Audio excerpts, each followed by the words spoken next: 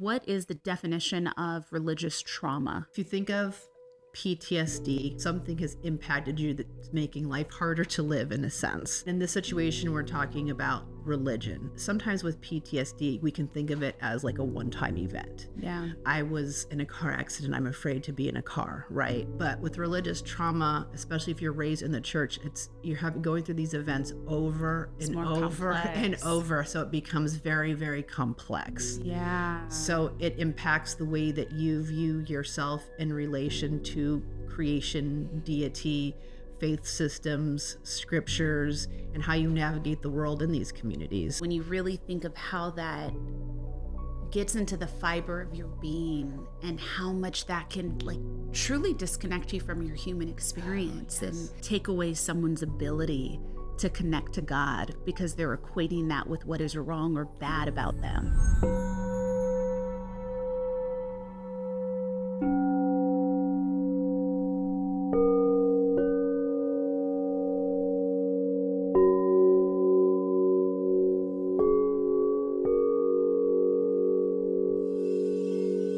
Welcome to Deeply Well, a soft place to land on your journey, a podcast for those that are curious, creative, and ready to expand in higher consciousness and self-care.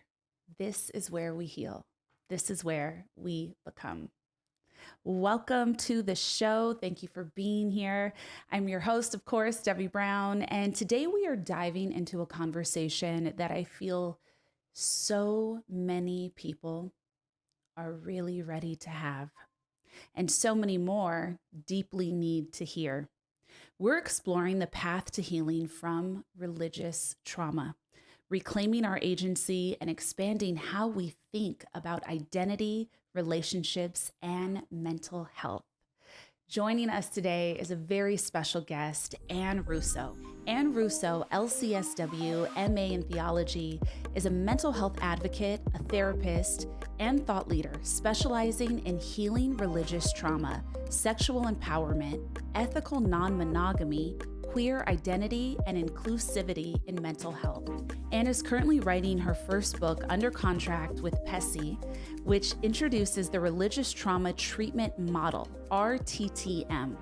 She is also the founder and clinical director of AMR Therapy, a boutique mental health practice serving clients with a focus on culturally competent, accessible care for marginalized communities. Woo! Thank you. Welcome to the show, Ann. Oh, thank you, Devi. I'm so happy to be here today. What a special work. What a powerful work. What a hard work. And I can't imagine doing anything else. Yeah. I mean, my God, the first question that comes to mind, and actually I'll share kind of a little bit of a random story first. I was in a friend's studio session last year, and he and I were in this deep conversation about the religious trauma that he experienced, but he didn't quite have the language to call it that. It was kind of like just this feeling that this forced belief was unhealthy to his childhood, and the groups of people he had to be around for his parents' belief was unhealthy for his childhood. And I remember we go to walk in the studio and we're kind of tying this conversation up, right? You're about to walk into a room, other people are there. So as we opened the door, I looked at him and I said, well, religious trauma is a real thing. And everyone in the room stopped making music and looked up and had never heard that term before. But every single person in the room, it turned into, another hour of conversation. Yeah. Everyone's saying, what did you just say? Yes, the church hurt me. Yes. And it was just, it was a really powerful, profound moment for me to kind of bear witness to as someone that was not raised at all with any religion or belief, but just knowing that any kind of forced belief, any dogma, any institutionalizing of really anything, there can be so much pain and conflict and harm in sometimes. So I'm so excited to talk to you about this because this is something that is just so incredibly real for hundreds of millions of people. Yes. Yes. And I think where I'd love to start is, how did this call find you? How did you know this was your work? So like you, I wasn't raised in faith. I actually was raised with the view that faith or religion was more negative than positive. I was raised in a queer household in the 80s and the 90s. So in that time, it was very much, if you're a person of faith, it feels like you're a person against my family. So I didn't have the baggage of being in a church, right? But I knew that, well, why do these people not like my family? So I always just had that in the back of my mind, we were raised I lived in an area where there were a lot of people practicing, they were Jehovah's Witnesses, Mormons, a lot of Christians, Catholics, very, very heavily concentrated more in a Christian faith. And I was just so curious about it, but I didn't really have the tools to learn about it or understand it. But I always knew that deep down, my dream, my hope was somehow to bring people together that didn't understand each other. I didn't know what that would look like. I thought it would look like being the president, if I'm going to be very honest with you. Yeah. I mean, that we is what need I thought, a little right? help in that area. So right. But I was maybe like, don't lose that no, vision. I know. From like first grade on, I was like, I want to help people and I'm going to be the president, But this was always in the back of my mind. And then when I was 18, I met members of a church out at a coffee shop, and they were evangelizing, and it sounded very interesting to me. And truth be told, one of the members of the church I instantaneously had a connection with. Like, she and I just connected very deeply.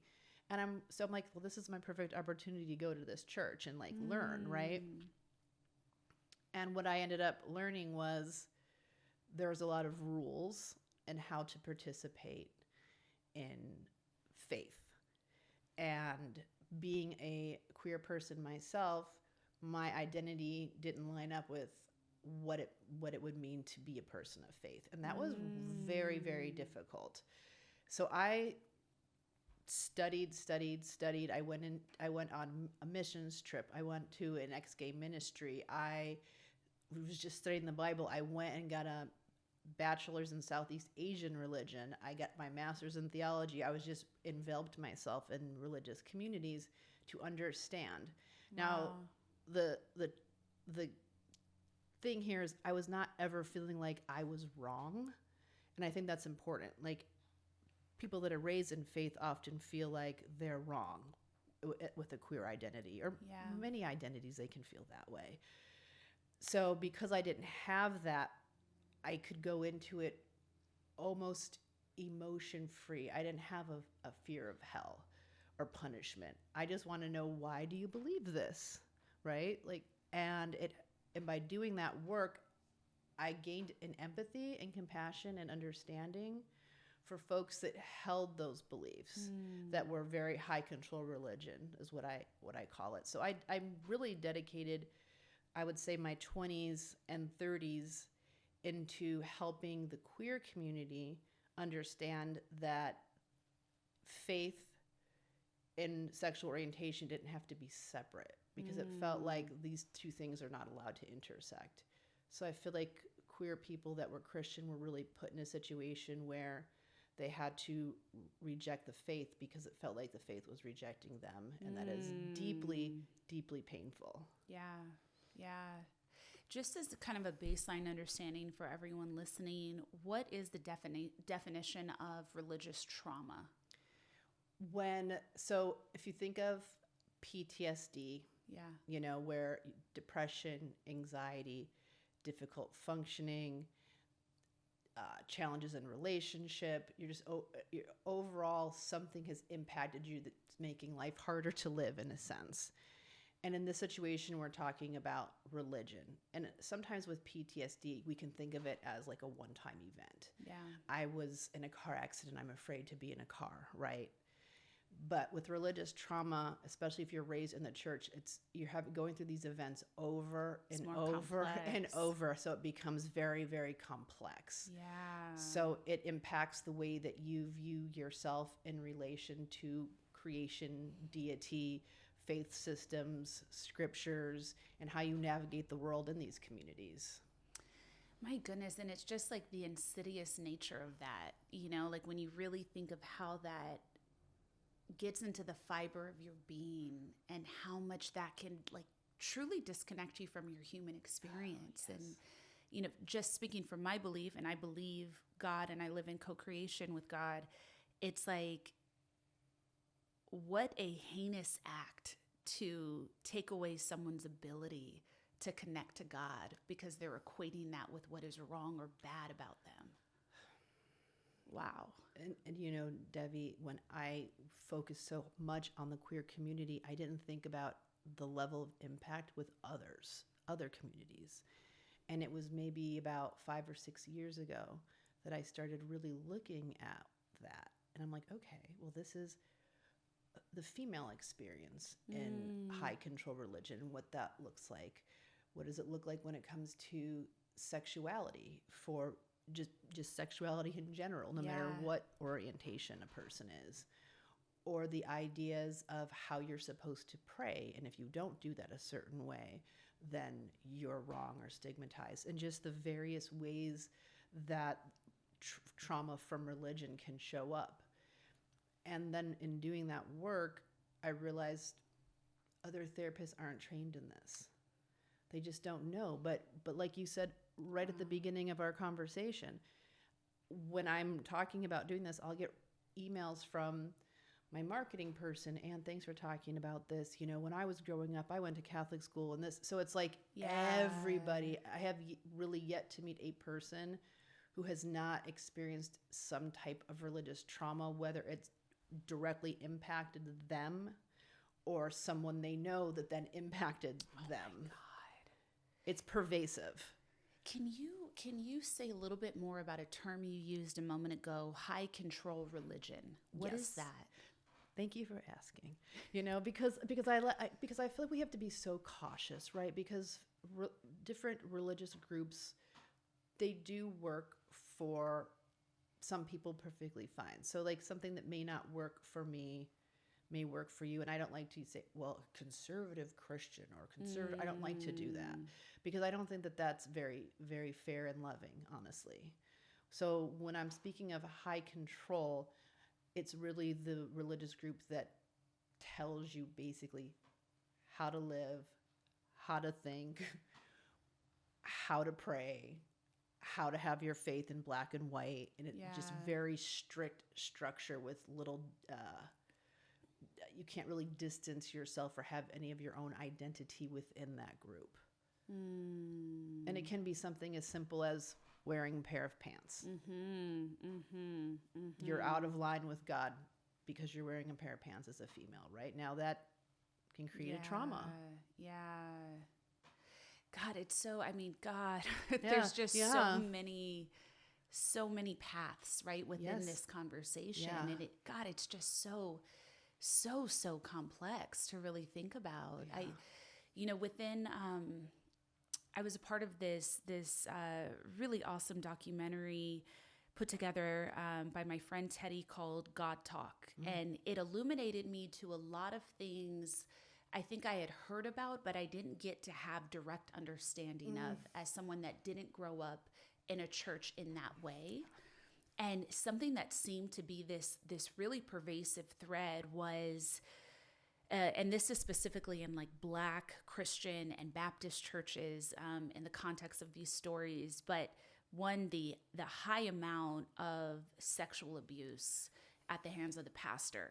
And like one of the stories that was told in that film was of a young boy needing to go confess to his pastor something. And then the pastor kept asking him specific questions that were very like gross and out of line. And when the little boy stood up, he could see that the pastor was doing things with his body under the desk while he's talking. And you're just like,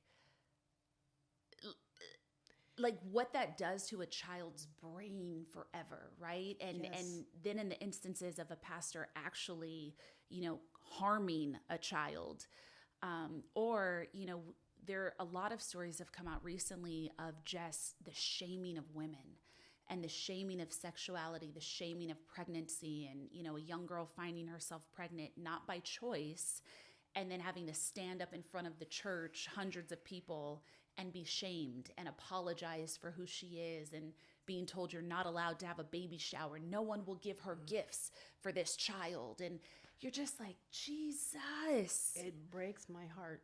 Yeah. It truly does break my heart. And that is one of what you're talking about, that shame. And that shame is such an foundational issue when it comes to the religious trauma. It's like Brene Brown says, shame goes to the heart of like, you are wrong, not I did something wrong. I mean, you're being told you, as you exist, are wrong.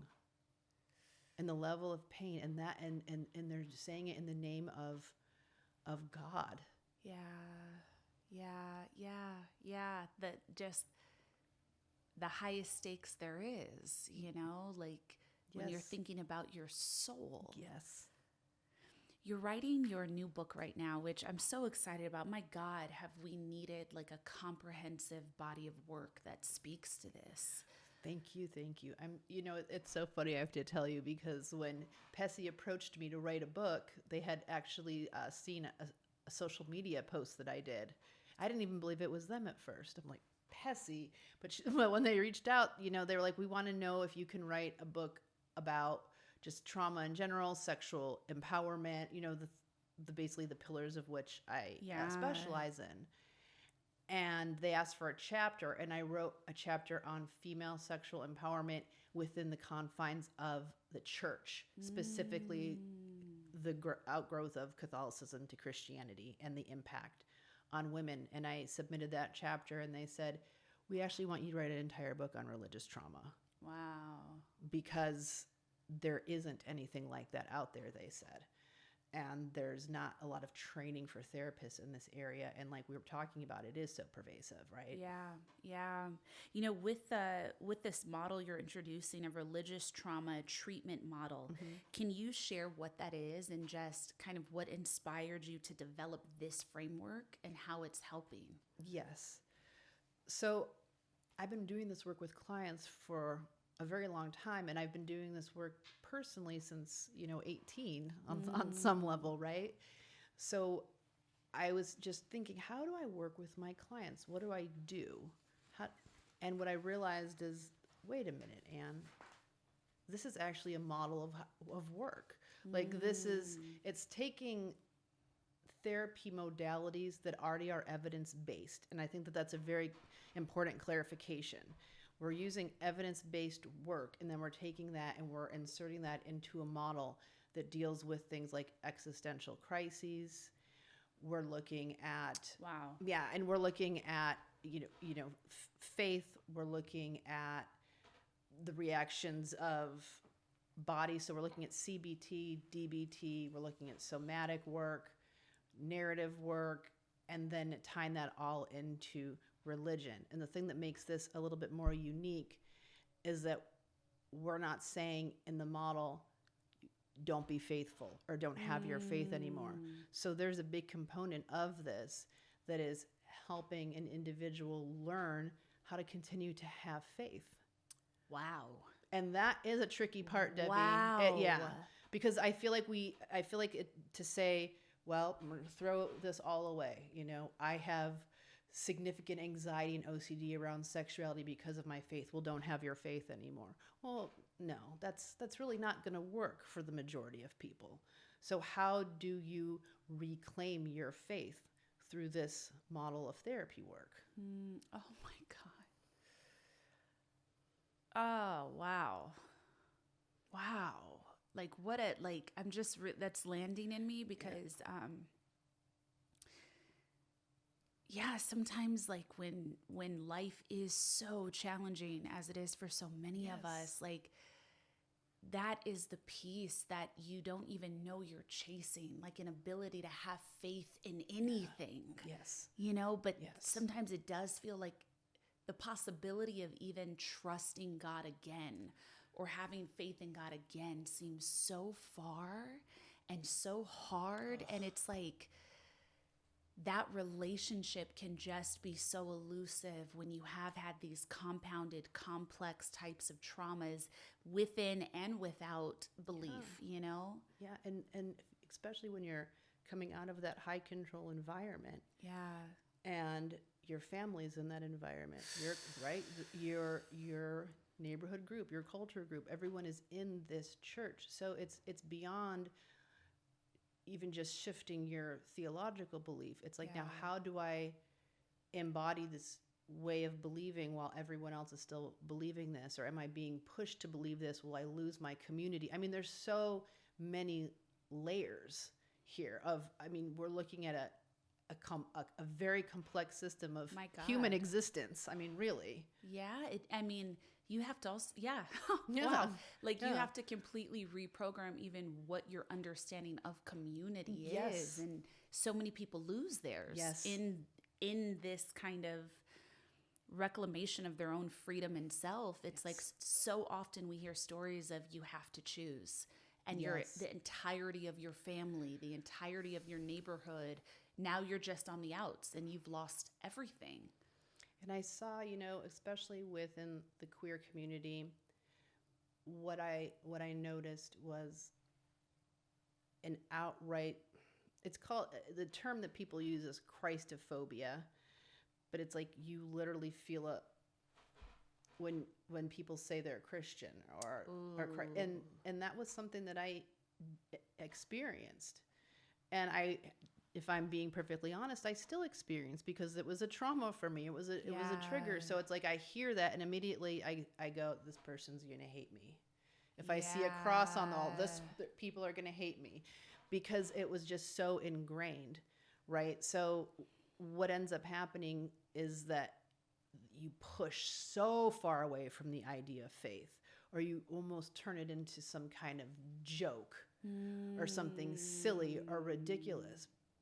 But at the heart of that, for many, is pain. Yeah.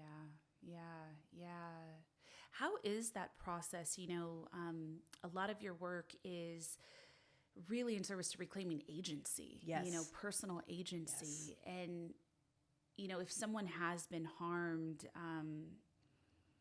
in those specific ways, how do you even begin to heal shame around your sexuality? Great question. And it very much is dependent on where the person is, because everyone is very, very different. And in the book, I have a lot of vignettes of people at different stages and even different faiths trying to maneuver some of this. But one of the main things that I want to look at is I need to understand their value system, right? Like, people generally, we're all living in this very complicated world, and most of us are really just trying to survive. And it's incredible how many of us don't really have the time to even stop and say, what do I believe? What do I value? What do I want my life to look like? We don't really have these conversations. So first, I just want someone to understand those pieces. Now, if there's someone within a faith community, I'd like to, what's the values that you're receiving out of this faith community? Okay, what's your value? And then I will, especially around like the Abrahamic faith, which I'm pretty knowledgeable about, I'll pull in some scripture as well. Like, for example, a client is coming out of a high control Christian group. I'll say, let's talk about what is Jesus, and let's talk about what is your particular church, and let's see what lines up and doesn't line up, and how does that feel for you, right? And so it's extensive work. It's very difficult work. So when a person is even like, I've had clients that it's taken years to leave a church, and that happens when they realize that they're somatically not doing well. And it's almost like they're living two identities, and it becomes difficult. They're not integrated. So the way I speak to them is, how can we integrate? How can we integrate you? Because how could you can't live disassociating from yourself, because even that is going to harm your relationship with the divine. Yeah. But it's slow. Yeah. Can you talk about that? What is it to integrate? What does that word mean in this kind of a context? And like, what is actually happening inside? So speaking specifically to a queer person. Yeah. So if you're told that your sexual orientation is wrong, right? And you are wrong, and then you are in fact this identity, you can't change your identity, you cannot change who you are. But I would make the argument that as a person of faith, that's not necessarily something you can change either. It may not be that particular model, but a person of faith, I feel like that is equally as part of your identity. So what we're trying to do is say, how can you be a person of faith and a queer person in a harmonious way, not in a way that's at odds with each other, where it's like, well, I go to church and I feel bad about who I am, and I second guess my sexuality or how to act on my sexuality, or I'm constantly obsessed about my sexuality because I'm being told that it's wrong. How do you open yourself up to have a real relationship with the divine if you're in constant turmoil and struggle just because you exist as you exist? It's so, a thought is coming up for me. It's so interesting because it's like God predates the Bible's existence, right? Faith predates the Bible's existence. Yet so often when we hear about these kind of conflicting ways of being able to live within faith, it's because it is in contrast of the Bible specifically. Not that it's in contrast of God, not that it's in contrast of belief or faith or trust. It is in contrast to certain things, very often taken out of context or kind of exaggerated in the Bible. And I don't know if I even have an end to that thought, but that's something that came through while you were saying that, because it's like, faith and belief in God. I find a lot of beauty in things that are written in the Bible, and my relationship to God exists with or without my connection to the Bible. I love that you're saying that, because my largest study in the theology was first century Christianity, and and understanding, how did this book come to be? Oh, the floor is yours. Let's go. Yeah. So, right. So I see the book, the Bible, is a multitude of books that came from different areas in the Roman Empire. And it was a group of people decided, these are the stories that are going to go in this book, and we're creating a very specific narrative. Yeah.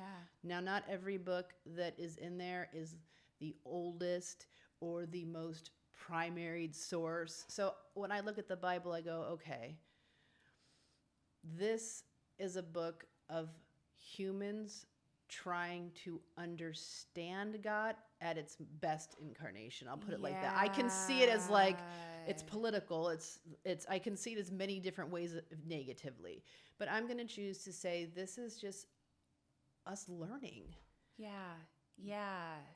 So it's like, it's not so much that in following word for word how we're interpreting things today and the translation of today, but it's more about what is the overall message that we're trying to understand from this book, and how, and just being myself, how does this relate or correlate with what other messages I'm seeing in other faith groups?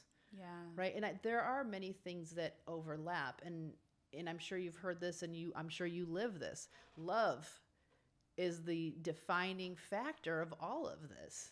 Absolutely. Right? So absolutely. We're not going to get anywhere yelling Bible verses at each other. Like, So it's like, I'm not going to do that. I'm not going to try to disprove someone's faith because, well, historically speaking, this didn't happen. No, that's your faith. It's beautiful. It's great. Let's talk about love. Yeah. Yeah.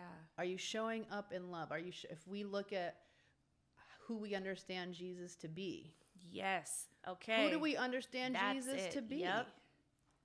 Right? I mean, really, Yeah. like Jesus is with the marginalized, the hurting. Jesus is all love. He is throwing away these rules. I mean, And Jesus is the epitome of mastery, of Yes. self-mastery, of integrity, of love. Yes. And it is always shocking to me. Well, it also just proves so many people wear it as a cloak, right? Or wear, belief really just as the thing to fit in, but they aren't doing their own study or they aren't in their own relationship with God or with faith. Because so many people know the name of Jesus, but refuse to live the tenets of Christ. Oh, absolutely. And it's like, yeah, sorry. No, you're right though, because I had a great conversation with a couple of professors the other day because nerding out on this, and we were talking about, well, how did this happen? Well, it happens because you have the church fathers from the first century who are deciding what it means to be a Christian, because when Jesus dies, there's nothing there. Who was this person? What happened? What do we do with this message?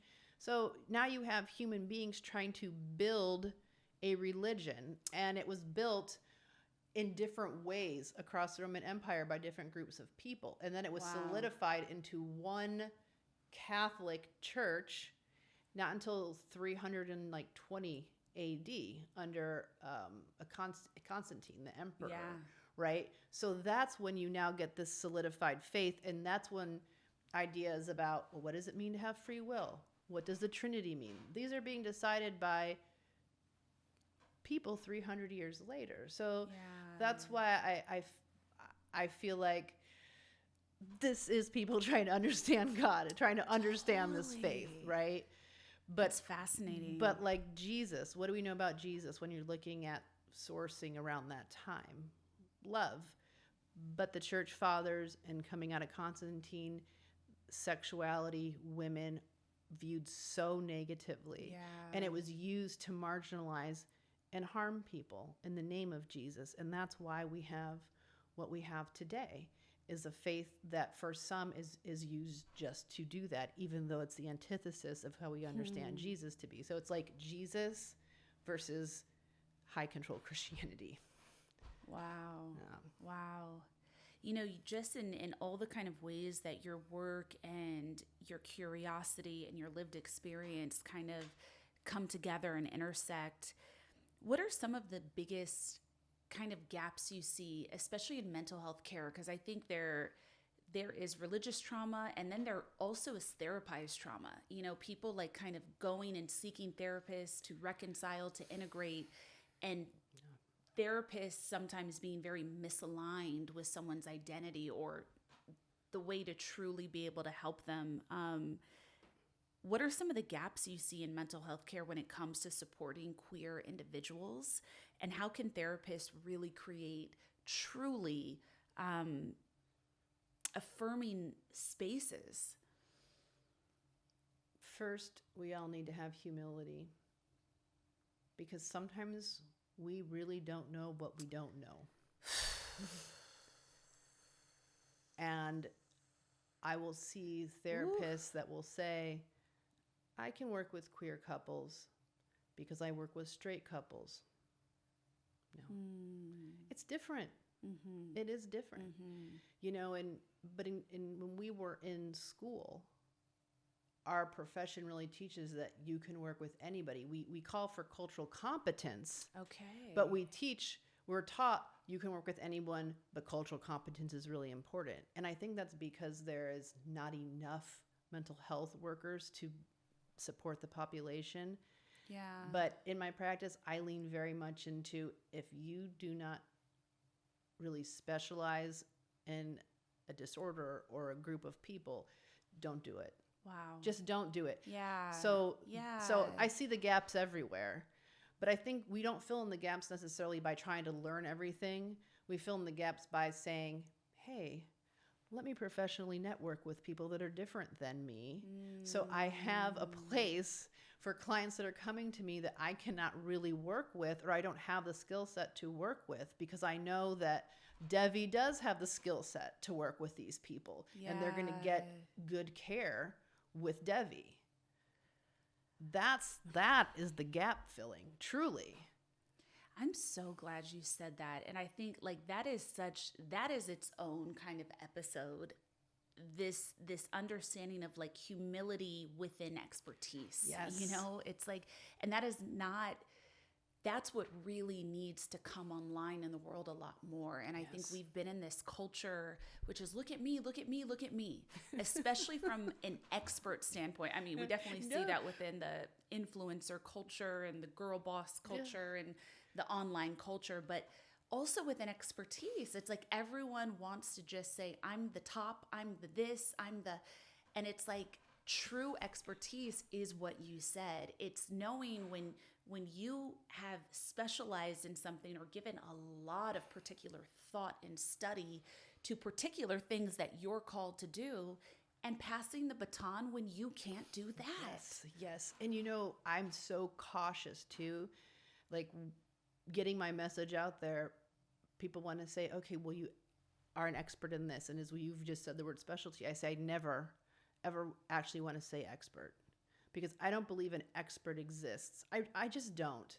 I believe that there's people that specialize in things. They've spent their life working on something. They have a great deal of knowledge and can teach others. But an expert is like God level. And that just does not exist.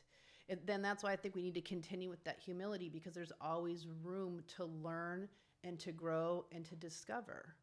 Yeah, God. And with each generation, everything changes. Yes. The zeitgeist of the time, everything changes.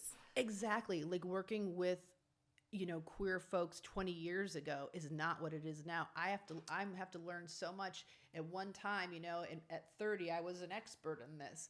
Yeah. Now I'm novice, because the experience of people in their 20s looks really different, so that learning is continuing.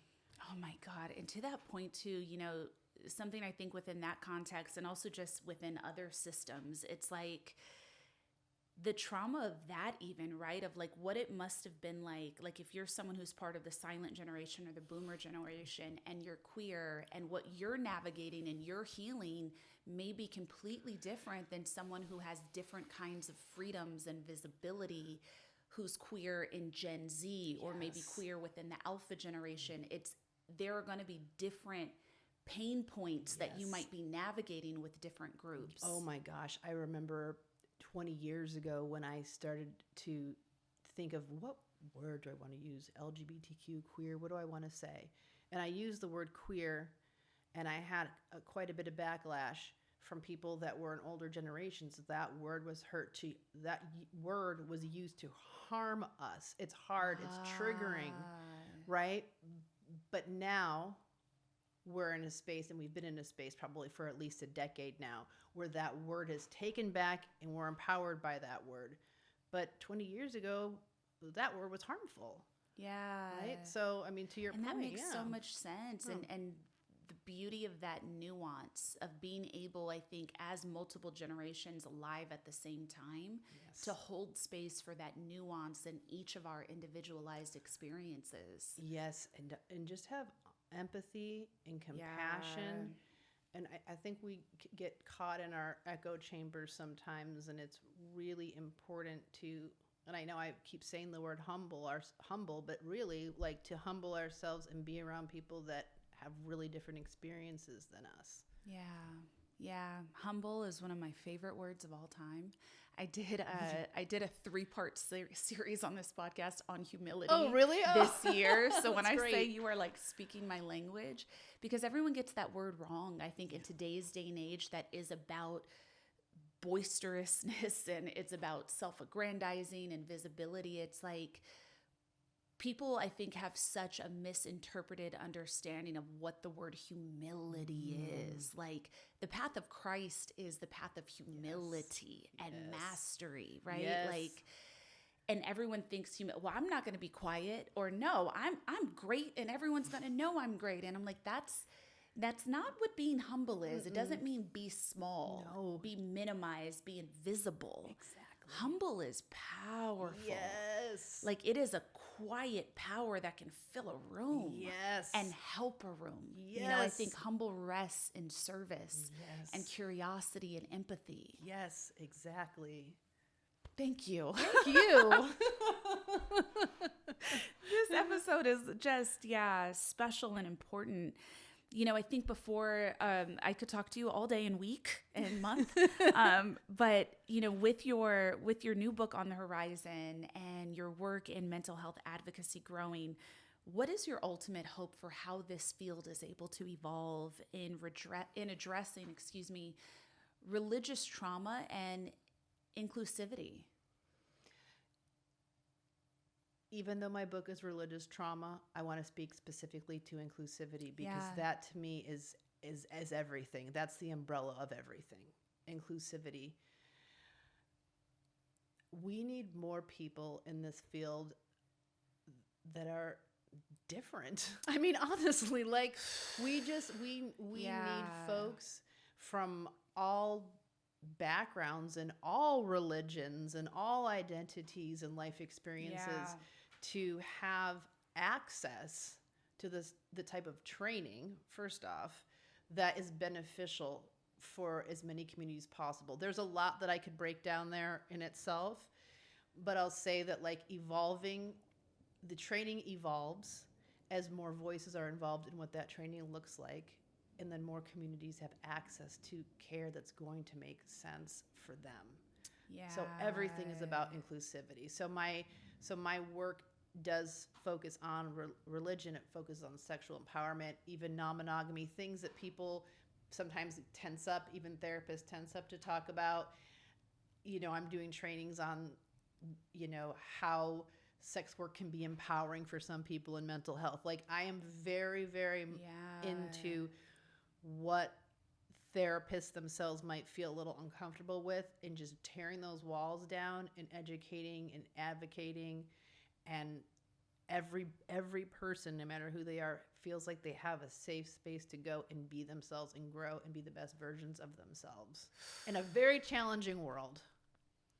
In a very challenging world. Yeah. Wow. And I'm sure, you know, I think a lot of what you were saying too is like continued education and curiosity for those that are already a part of that world and that network. Yes.